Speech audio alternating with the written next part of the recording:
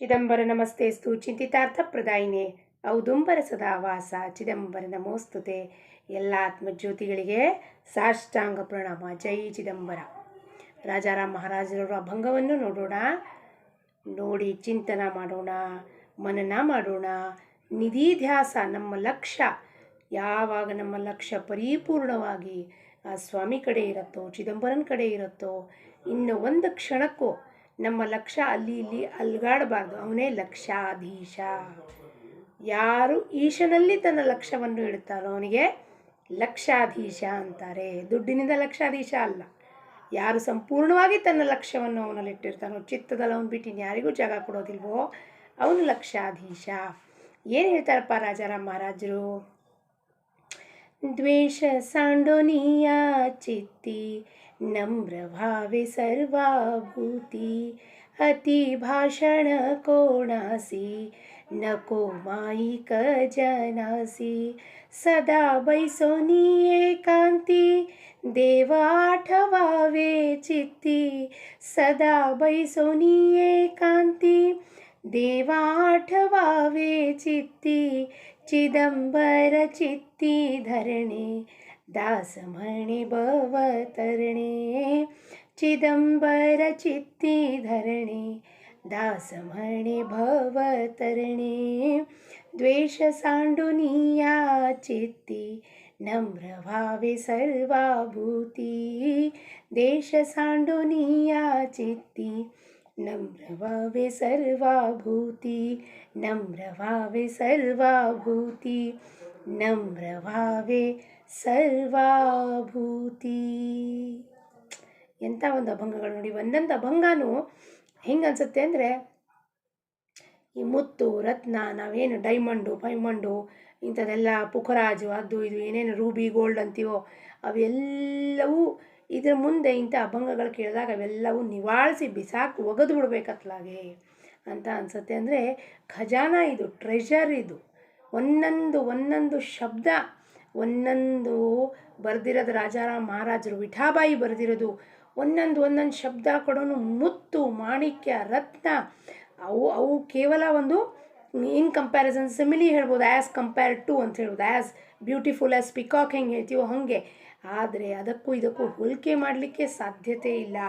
ಅಷ್ಟು ದಿವ್ಯ ಅನುಭವಗಳನ್ನು ಕೊಡ್ತಾನೆ ಪರಮಾತ್ಮ ನಿತ್ಯವಾಗಲೂ. ಒಂದೊಂದು ಅಭಂಗ ಕೇಳಿದಾಗ ಒಂದೊಂದು ಅನುಭೂತಿ ಕೊಡ್ತಾನೆ, ಒಂದೊಂದು ವಿಚಾರ ತಿಳಿಸ್ಕೊಡ್ತಾನೆ. ಹೆಂಗಿದೆಯಪ್ಪ, ಎಷ್ಟು ಈ ಪ್ರಪಂಚದ ವಿಸ್ತಾರ ಅಥವಾ ಈ ಮಿಸ್ಟ್ರಿ, ಗೂಢಾರ್ಥ, ಗೂಢ ಎಷ್ಟು ಇದು ಕ್ರಿಯೇಷನ್ ಗೂಢ ಇದೆ ಅನ್ನೋದು ನಾವು ಬಾಹ್ಯವಾಗಿ ಏನು ಮಾತಾಡೋದು ತಿಳ್ಕೊಳ್ಳಿಕ್ಕೆ ಸಾಧ್ಯ ಇಲ್ಲ. ಅಷ್ಟೇ ನಿತ್ಯ ನೂತನವಾಗಿ ಒಂದೊಂದು ಅನುಭವವನ್ನು ಪರಮಾತ್ಮ ಕೊಡ್ತಾನೆ. ಏನಪ್ಪ? ದ್ವೇಷ ಸಾಂಡೋನಿಯ ಚಿತ್ತಿ ನಮ್ರ ಭಾವೆ ಸರ್ವಾಭೂತಿ. ಆ ಚಿತ್ತದಲ್ಲಿ ನಾವು ಯಾವುದಕ್ಕೆ ಸಬ್ ಕಾನ್ಷಿಯಸ್ ಮೈಂಡ್ ಅಂತೀವಿ. ಇಂದಿನ ಒಂದು ವಿಡಿಯೋ ಪೋಸ್ಟ್ ಮಾಡಿದ್ದೆ ಅಭಂಗ ಸತ್ಸಂಗದಲ್ಲಿ. ಎಲ್ಲಿ ಅವರು ಶಿವಾನಂದ ಬಾಬಾ ಅಂತ ಗುರುಗಳಿದ್ದಾರೆ. ಅವ್ರು ಏನು ಹೇಳ್ತಾರೆ, ಕಾನ್ಷಿಯಸ್ ಮೈಂಡು ನಮ್ಮ ಯಾವ ಜಾಗೃತ ಮೈಂಡ್ ಏನಿರುತ್ತೋ 4% ಕೆಲಸ ಮಾಡುತ್ತೆ.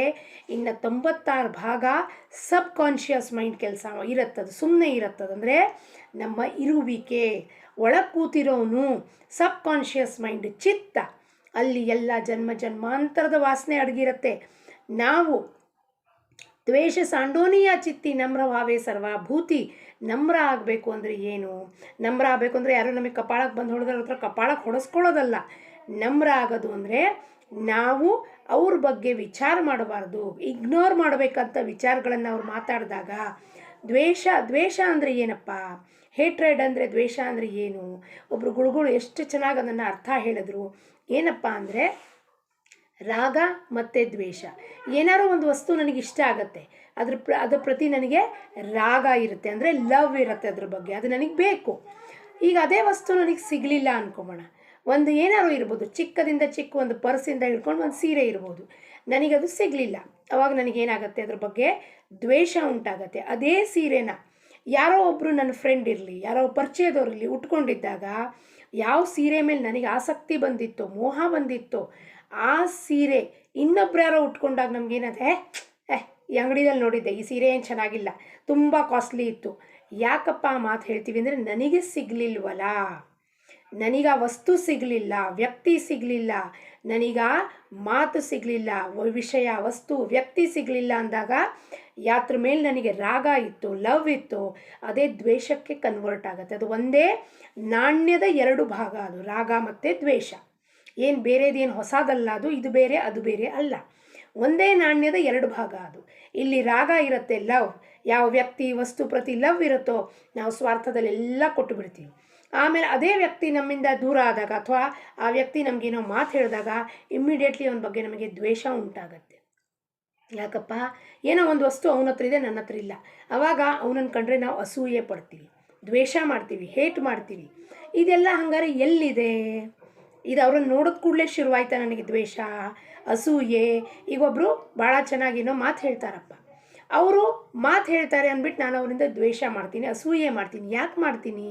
ಆ ಅಸೂಯೆ ಎಲ್ಲಿದೆ? ಅವರನ್ನು ನೋಡಿದ ಕೂಡಲೇ ಜಾಗೃತ ಆಯಿತಾ? ಅಲ್ಲ. ಎಲ್ಲವೂ ಅವಗುಣಗಳು, ವಿಕಾರಗಳು ನನ್ನ ಒಳಗಿದೆ. ಈ ದೇಹ ಬಂದ ಮೇಲೆ 3 ಗುಣಗಳು ಸತ್ವ ರಜ ತಮ ಬಂತು. ಆ ಗುಣಗಳಿಂದ ಬಂದ ಮೇಲೆ ಅವಗುಣಗಳು, ವಿಕಾರಗಳು ಎಲ್ಲವೂ ಹೊಂದಿ ಈ ಜೀವ ಬರುತ್ತೆ. ಆವಾಗ ಜನ್ಮಾಂತರದ ವಾಸನೆ ಏನಿರ್ತೋ ಅದನ್ನು ಒಬ್ಬರ ಮೇಲೆ ನೋಡೋದು ಕೂಡಲೇ ರೆಸ್ಪಾನ್ಸ್ ಟು ಸ್ಟಿಮ್ಯುಲೈ, ಅವ್ರು ಏನೋ ಒಂದು ಮಾತು ಹೇಳೋದು ಕೂಡಲೇ ನಮಗೆ ಆ ಮಾತು ಮಾಡೋಕ್ಕೆ ಆಗ್ತಾ ಇರೋದಿಲ್ಲ. ಅದು ಅವ್ರ ಮೇಲೆ ನಾವು ದ್ವೇಷ ಸಾಧಿಸೋದು ಅಥವಾ ಪೈಪೋಟಿ ಸಾಧಿಸೋದು, ಅಸೂಯೆ ಮಾಡೋದು ಅಂತ ಹೇಳ್ತೀವಿ. ಪರಮಾರ್ಥಕ್ಕೆ ಬಂದಾಗ ಗುರು ಏನು ಹೇಳ್ತಾನೆ? ಇದು ನಿನ್ನ ಮನಸ್ಸೊಳಗಿರೋದು ಅಸೂಯೆ, ಜೆಲಸಿ ಏನಿದೆ ಇದನ್ನು ತೆಗೆದು ಹಾಕು. ನಿನಗೆ ಅದು ಹಾನಿ ಮಾಡುತ್ತೆ, ನಿನಗೆ ಸುಡುತ್ತೆ. ಅದು ಒಳಗೆ ಅವ್ರಿಗೆ ಸುಡೋದಿಲ್ಲ, ಯಾರಿಂದ ದ್ವೇಷ ಮಾಡ್ತಿದ್ಯೋ ಅವ್ರಿಗೆ ಸುಡೋದಿಲ್ಲ, ನಿನಗೆ ಸುಡುತ್ತೆ. ನೀನೇ ಆ ಕರ್ಮಗಳನ್ನು ಕಟ್ಕೋಬೇಕಾಗತ್ತೆ ಅಂತ ಹೇಳಿದ್ರೂ ಕೂಡ ನಮಗೆ ಅರ್ಥ ಆಗೋದಿಲ್ಲ ಮಾತು. ಎಲ್ಲಿ ರಾಗ ದ್ವೇಷ ಒಂದಾಗುತ್ತೋ ಅಲ್ಲಿ ಏನೂ ಇರೋದಿಲ್ವೋ ಅಲ್ಲಿ ಅದಕ್ಕೆ ವೈರಾಗ್ಯ ಅಂತೀವಿ. ವೈರಾಗ್ಯ ನನಗೆ ವೈರಾಗ್ಯ ಬಂದುಬಿಟ್ಟಿದೆ.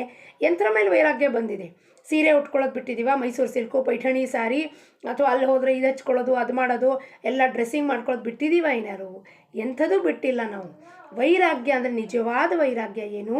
ನ ರಾಗ ನ ದ್ವೇಷ ದೋನೋ ಸಮಾನ ಹೋನಾ चाहिए, ಉಸೇ ಹಮ್ ವೈರಾಗ್ಯ कहते हैं.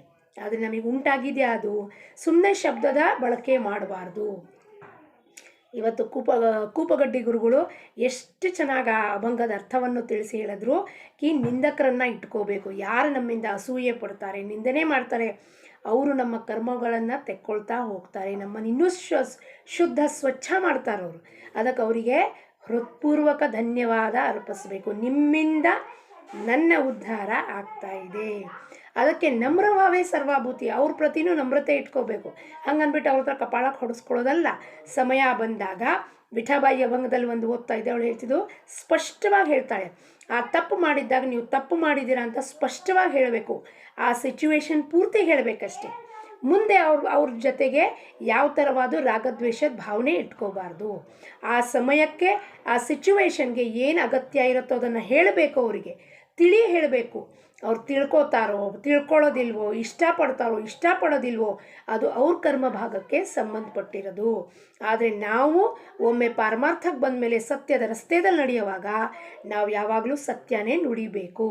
ಸತ್ಯ ಸ್ಪಷ್ಟವಾಗಿ ನುಡಿದು ಹೇಳ್ತಾಳೆ ವಿಠಾಬಾಯಿ ಮನೆ ತೋಂಡಾವರಿ ಥುಂಕ ಕಾಯಿ ಭೀವುನಕ ರಕ್ಷಿತೋ ಸ್ವಾಮಿ. ತೋಂಡಾವರಿ ಥುಂಕ ಅಂದರೆ ಉಗಳದಲ್ಲ, ಅವ್ರ ಮೈ ಮೇಲೆ ಹೋಗಿ ಸತ್ಯವನ್ನು ಸ್ಪಷ್ಟವಾಗಿ ಖಣಖರ್ ಶಬ್ದದಲ್ಲಿ ಹಿಟ್ ದ ಬುಲ್ಸಾಯಿ ಅಂದಂಗೆ ಆ ಸ್ಪಷ್ಟವಾಗಿ ಈ ಮಾತನ್ನು ನೀವು ತಪ್ಪು ಮಾಡಿದ್ದೀರಾ, ನೀವು ತಿದ್ಕೊಳ್ಳಿ ಅಂತ ಹೇಳಬೇಕು. ಅವ್ರು ತಿದ್ಕೋತಾರೋ ಬಿಟ್ಕೋತಾರೋ ಅವರ ಕರ್ಮ ಭಾಗಕ್ಕೆ ಸೇರಿದ್ದು. ಅತಿ ಭಾಷಣ ಕುಣಾಸಿ ನಕೋ ಮಾಯಿಕ ಜನಾಸಿ ಅಂತ ಹೇಳ್ತಾರೆ. ಅತಿಯಾದ ಭಾಷಣ ಯಾರ ಜೊತೆಗೂ ಬೇಡ. ಯಾರ ಜೊತೆ? ನಕೋ ಮಾಯಿಕ ಜನಾಸಿ. ಮಾಯಿಕ್ ಅಂದರೆ ಮಾಯಾ ಪ್ರಪಂಚದಲ್ಲಿ ಸಿಕ್ಕು ಬಿದ್ದು ಈ ಸಂಸಾರದಲ್ಲಿ ಕೊಚ್ಚೆಯಲ್ಲಿ ಸಿಕ್ಕು ಬಿದ್ದಾಗಿರೋ ಮನುಷ್ಯರ ಜೊತೆಗೆ ನಾವು ಮಾತಾಡಿದ್ರೆ ಏನು ಮಾಡ್ತಾರೆ ಅವರು ತಮ್ಮನ್ನು ತಾವು ಎಲ್ಲಿ ಕೊಚ್ಚೆದಲ್ಲಿ ಬಿದ್ದಿದ್ದಾರೋ ನಮ್ಮನ್ನು ನಮ್ಮ ಒಂದು ಸಾಧನೆಯಿಂದ ಎತ್ಕೊಂಡೋಗಿ ನಮ್ಮನ್ನು ಅವ್ರು ಕೊಚ್ಚೆದಲ್ಲಿ ಕೂಡಿಸ್ಕೋತಾರೆ. ಯಾಕೆಂದರೆ ನೀವು ಸಾಧನೆ ಮಾಡ್ತಿದ್ದೀರಾ, ಅವ್ರಿಗೆ ಮನಸ್ಸಿಗೆ ಒಪ್ಪಿಗೆ ಆಗೋದಿಲ್ಲ. ನೀವು ಸಾಧನದಲ್ಲಿ ಮುಂದೆ ಹೆಂಗೆ ಹೋಗ್ತೀರಪ್ಪ?